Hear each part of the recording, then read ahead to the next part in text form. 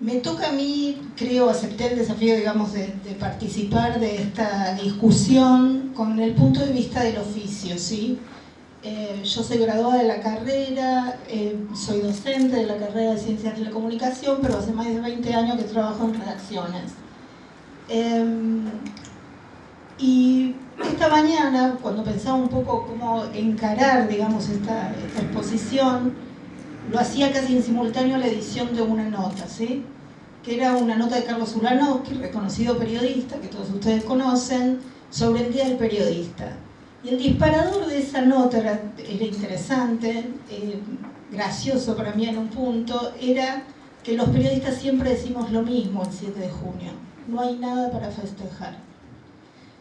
Todos los años, de los más de 20 que llevo en redacciones, escuché lo mismo el 7 de junio, no hay nada para festejar. Me parece que cada año hubo argumentos diferentes, contextos diferentes, pero el diagnóstico que hacemos hoy, 7 de junio, Día del Periodista, 3 años y medio después del inicio de la gestión de Cambiemos, es el de un cuadro más que grave para lo que fue el gremio de prensa. Cierres de más de una veintena de medios en todo el país, despidos que el Sindicato de Prensa de Buenos Aires, según un relevamiento que tiene unas pocas horas, calcula en más de 3.500, una cifra cercana a los 4.500 en todo el país, precarización. Al mismo tiempo que pasó en estos 3 años y medio, se profundizó la concentración del mapa mediático, ¿sí?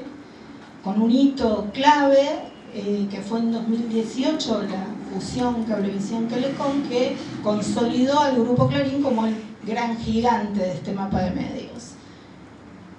Me parece que los periodistas, a los que siempre nos gusta quejar, y nos gusta quejarnos todo el tiempo y lo hacemos muy bien, tenemos razones más que suficientes para hacer un diagnóstico sombrío de este último periodo.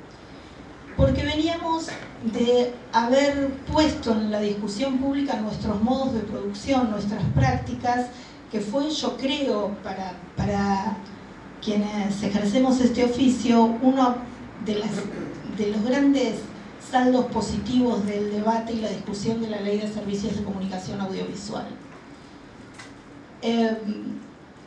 Es un escenario obviamente sombrío que tuvo como correlato la ausencia absoluta del Estado, es decir, todos los conflictos a los que hago referencia, cierres de medios, despidos masivos, tuvieron un Ministerio de Trabajo, hoy devenido en Secretaría, absolutamente corrido como regulador de esos conflictos, ¿sí? Entonces nos enfrentamos a toda esta seguidilla de conflictos y de crisis en el gremio con un Estado absolutamente ausente.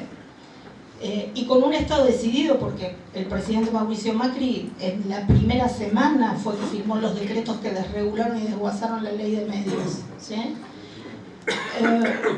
Con lo cual me parece que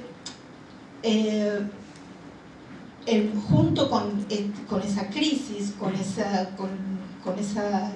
escenario absolutamente negativo, comenzaron a producirse procesos de organización muy fuertes. El caso del Diario Tiempo Argentino, del que yo formo parte, es un ejemplo paradigmático, ¿sí? 200 trabajadores que en apenas un mes, de un mes de 15 días para el otro dejamos de cobrar el sueldo, y el abandono empresario, decidimos hacer una cooperativa, ¿sí? En apenas unos meses dejamos de cobrar en diciembre de 2015, en abril de 2006 estamos haciendo la asamblea constitutiva de la cooperativa.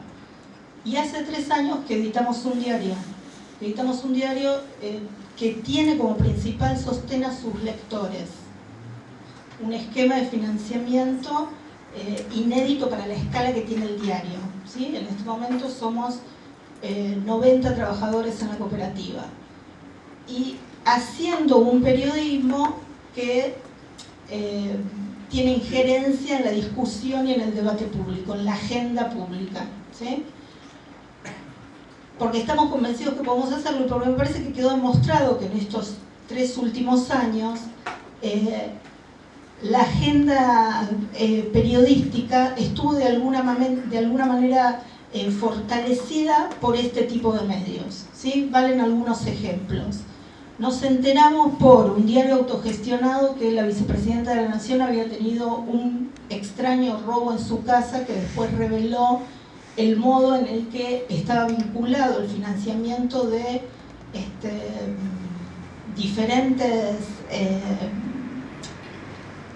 diferentes empresas con el partido de gobierno, más exactamente con el PRO, y cómo las fundaciones en las que el PRO prodigaba, digamos, su ideario político e ideológico tenían que ver con un financiamiento político de esa fuerza.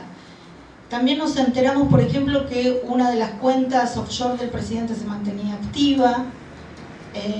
Pudimos hacer un seguimiento pormenorizado de cómo manejaba el Ministerio de Seguridad los datos vinculados al caso Maldonado y tantas otras.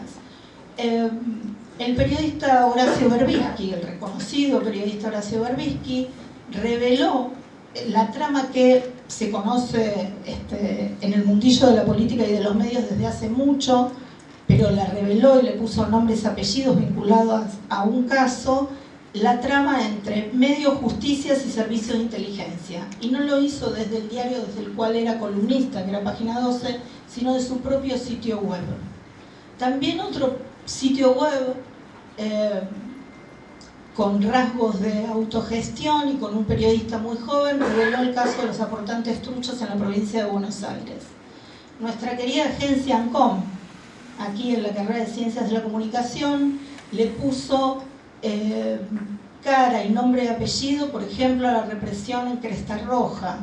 Mostró cómo son los nuevos homeless de la era Cambiemos en la ciudad de Buenos Aires.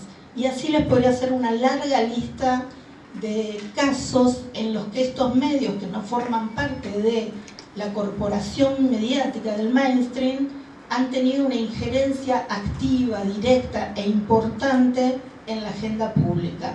Con lo cual me parece, para ir cerrando y no extenderme, creo que ese es el saldo positivo, ¿sí? El resultado positivo que deja este periodo en el cual ahora nos enfrentamos a nuevos desafíos, ¿no? Tenemos que discutir todo, tenemos que discutir no solamente cuáles son las nuevas políticas públicas que necesitamos, sino también cuáles son los modelos de negocios que hacen que estos medios sean sustentables. Es como el gran cuco del que nadie quiere hablar, pero del que tenemos que hablar, que es decir, cómo nos financiamos, cómo hacemos que estos trabajadores reciban sueldos que estén en la media del mercado, o por lo menos que se acerquen a la media del mercado. Y bueno, me parece que ese es el gran desafío, y es muy interesante que estas discusiones empiecen a darse en estas paredes, entre estas paredes, donde el debate, insisto, de la Ley de Servicios de Comunicación Audiovisual expuso el análisis, la puesta en discusión, la problematización de nuestras prácticas. Y me parece que desde este lugar otra vez tenemos que empezar a dar estas discusiones que tienen que ver, insisto, con hacer de nuestras prácticas un problema, mirarlas como un problema, como una discusión. Muchas gracias.